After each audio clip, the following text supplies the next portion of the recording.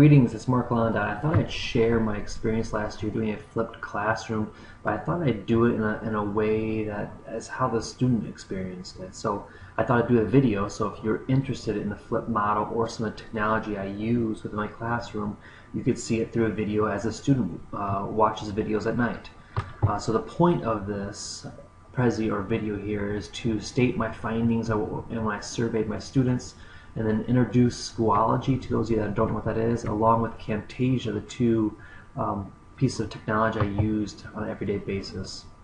So what I did last year is I committed to 1 year of a flipped model to some degree.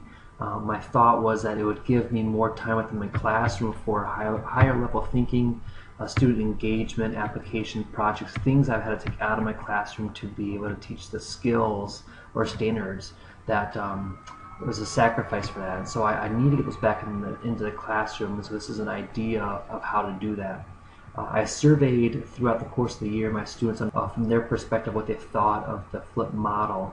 And then I also looked at test scores and then general observation of how it went.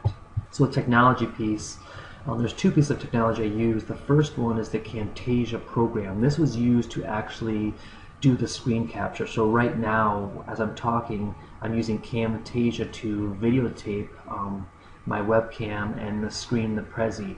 And so it's just a screen capture. And then actually, I can use this editing software from Camtasia.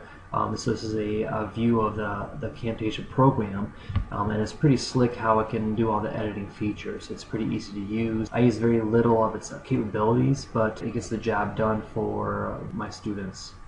Schoology, this is a website I use to run my classroom. So I've used Weebly and Moodle and WordPress and Edmodo. I've used all those, but my choice is Schoology by far. The ease, the setup, and then the capabilities of it without having to be too cumbersome is why I choose Schoology. And so you can see this is my setup for a pre-calc course, pre-calc Part B. I also have all my pre-calc A stuff in here to review. I can do assignments on here, tests and quizzes can be taken on here, discussions, calendars, so everything can be run from this one site. You don't need to have multiple sites. So this is a discussion that can run from Schoology. You can see some of my discussions from my last year with pictures. So it kind of has a little bit of a Facebook feel to it. But one of the reasons why it separates from Edmodo is how it supports exam view test. So here's an actual quiz I gave my students that they took online at home. So they would take this quiz at home, they took it, they were able to review it to figure out which ones they got wrong, and then study that and come in with questions. And so whether you use it for a review or a pretest or intern assessment or actual assessment, for me I used it a lot as a formative assessment or an actual quiz online.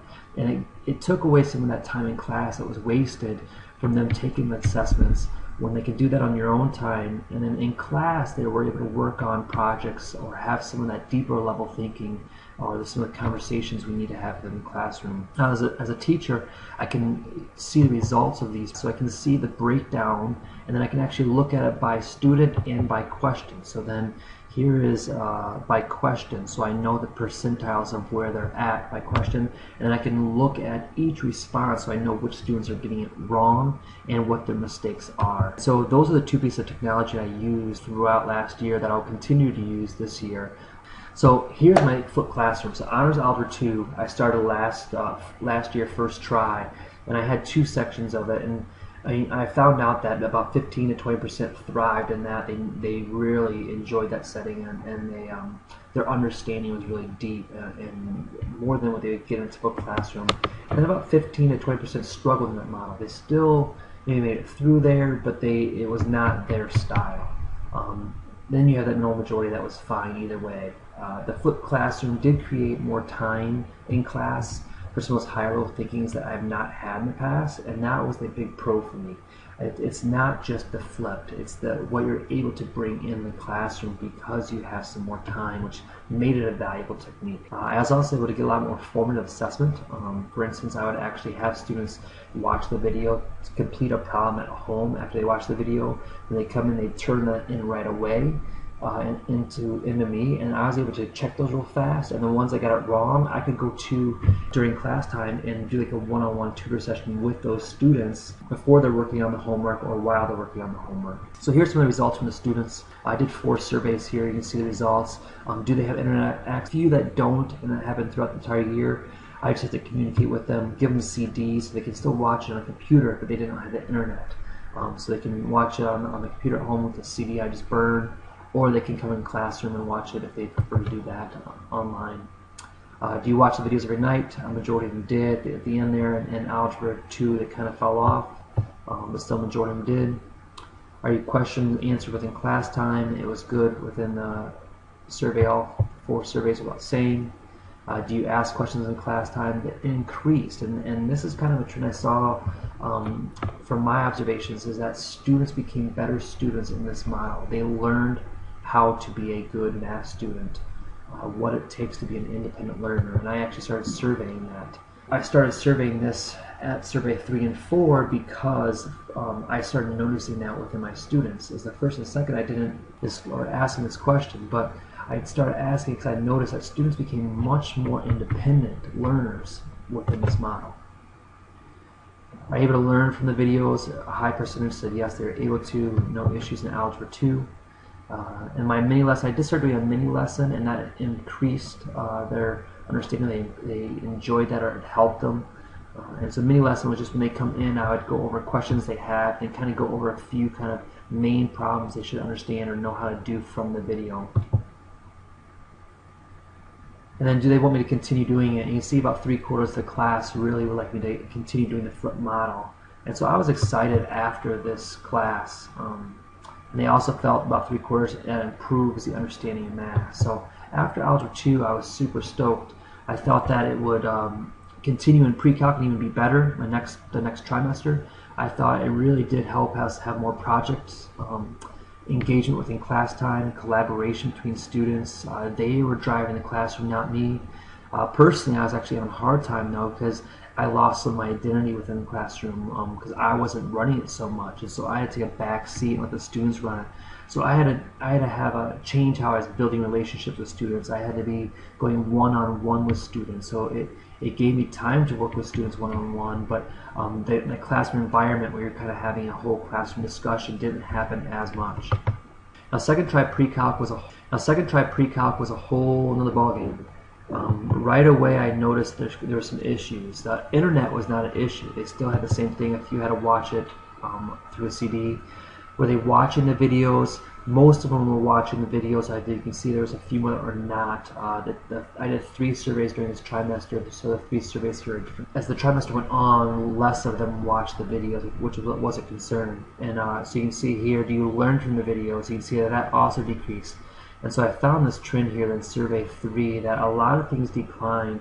And so when I was looking at why that could have occurred, my conjecture was that it was the material that was taught was more difficult or new to students. And so that was an issue with the flip model.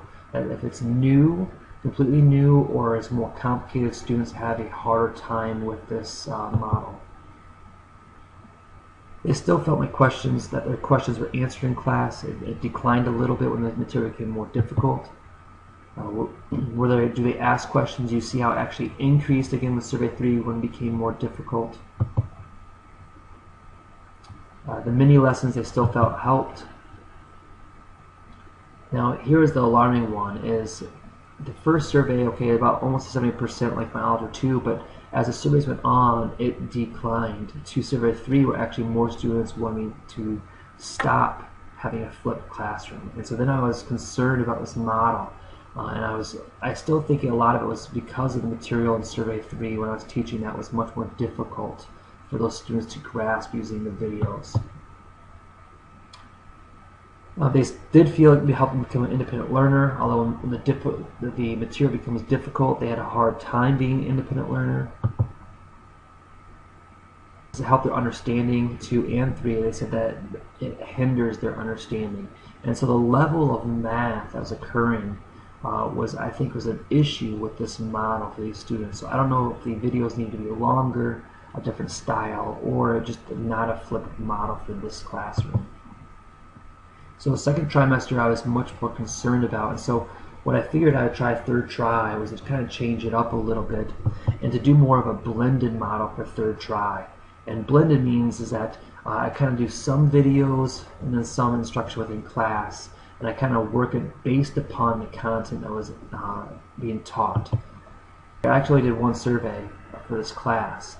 The first question was if they had me second try. This is pre-calc part B. About 3/4 of my students I had, the two sections, I had second try. And so there's a big chunk of them that saw the full flip model and then saw the blended model, and so they were able to compare the two and help me make some decisions. They still have the internet access. The few that did not, we communicated and worked that out. Now for this one, you can see, do they watch the videos? Now they didn't have to watch a video every night. It was a couple times a chapter they'd have to watch the video. The beginning parts of the chapter, which a lot of it was a review from previous years or previous chapters, or material that might be easier for them to understand or grasp. Those are the ones I would actually put as videos. But majority of videos were watched, even the ones I did not assign to them. They were still watching either to pre-teach or to review for the material for quiz or tests, or just to review the content. And so these students use those as a resource. Are you able to learn from the videos? A high percentage said yes when they needed to. So again, the instruction in class helped when the material became more difficult in Part B. So this value did not drop. Are your questions answered in class was still a good percentile? Do they ask questions which actually increased from the previous trimester? And then do you want me to continue with the blended model? And so now you can see how 60% said yes and 38% said no. And so then it was a majority said yes, they blended. So I wanted to split that up more, and you see in another question here. But first, the independent learner, yes, it helps them become an independent learner, which I saw in the trimester. And then does it help their understanding of math? And it says no difference was the majority, but the improves was greater or the hinders drop. So the pre-calc students actually enjoyed the blended model a little better. And you'll see this last question, what model would they prefer? A flipped, blended, or traditional? The majority said blended, but interesting is that a flipped model was a good 30% still, where traditional dropped to 20%. And so it was evident that there's a huge chunk that really enjoyed the flipped. After they saw the blended, they actually preferred the flip more, that 31%. The majority still liked the blended, and for me personally, I felt like the blended was my style, and that could have contributed to some of these results. Is that the blended allowed me to have more personality, my personality on the class, as I would do some of more of the fun activities as a class that I was losing in the full flip model. I still had time to have students actively engaged, to include projects and application problems. I still had some more time to do that than I've had in the past. And so this was a good model. I still was able to use formative assessment for remediation, but I was not as much as my first try in the full flip, so I had to work other ways to get that formative assessment in there. So there were some negatives as far as the collaboration decreasing, but I thought this model fit best for these students and for me as a teacher. So this year I'm going to have a blended style. The concepts will be chosen to be flipped by if they're easier for students to grasp or if they're review from previous years, previous chapters. My direct instruction I'm going to try to minimize and then have more application time within class to learn new concepts. Here's a quote from the president of the NCTM, National Council of Teachers of Mathematics.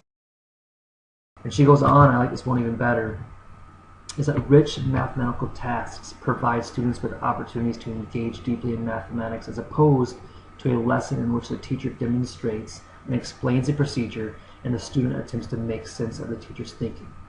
And so I'm changing how I teach. I don't want to just have direct instructions and then the students practice. I want them to have rich mathematical tasks to have a deeper understanding along with the practice, the skill they need to learn. Communication, she goes on to say, communication includes good questions from both teacher and student and discussions that develop in students a deep understanding by wrestling with the mathematical ideas. So I like that last statement. I wonder how much of us focus on giving students an opportunity to really wrestle with the content to get that deeper understanding. So that's the flip model as I saw it last year. I hope it helped you a little bit to see where I came from and maybe make some decisions in the future. If you have more questions, please email me, let me know. I'll be happy to put another video out just on one of the technology sites if you want, or if you just want to come down and observe and see how I run my class, you're welcome to. Thanks a lot. Have a great year.